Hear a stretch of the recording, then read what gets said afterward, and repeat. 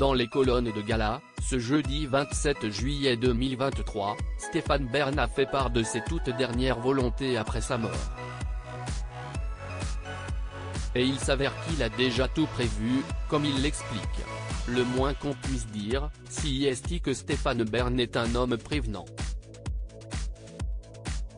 La preuve dans les colonnes du magazine Gala, paru ce jeudi 27 juillet 2023 et dans lequel il pose dans le village de Thiron-Gardais, Perche, où il coule des jours heureux avec son compagnon Yori Bayres quand il ne tourne pas d'émission à Paris. Un lieu qu'il souhaite lier à jamais à son corps, une fois qu'il ne sera plus des nôtres. Je serai enterré ici, et j'ai tout prévu.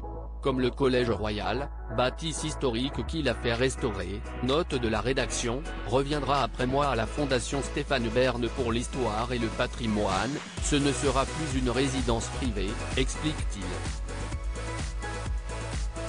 Et après demande d'autorisation auprès du préfet, il pourra bien y avoir son tombeau.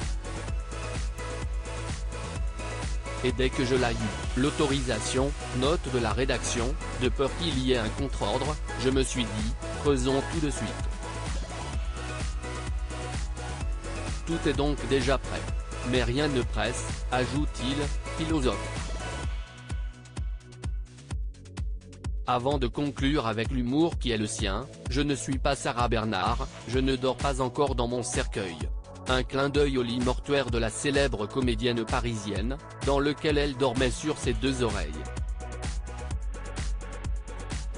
De nouveaux projets très coûteux en attendant, Stéphane Bern et ses ouvriers ont encore du pain sur la planche, puisqu'ils comptent bien continuer ses travaux de restauration sur place. Si est ce qu'il a confié à nos confrères d'ici Paris cette semaine et si est un projet qui l'a poussé à prendre une décision radicale, nous passerons quelques jours en Grèce, sûrement pour la dernière année car je me suis résolu à vendre ma maison de Paros. Le but, poursuivre les travaux coûteux à Thiron-Gardais où je vais restaurer l'ancien colombier des moines bénédictins. Un train de vie et des envies patrimoniales qui ont toutefois un coût, j'ai refusé toutes les aides publiques. Tout mon argent y passe, mes droits d'auteur, l'argent des émissions.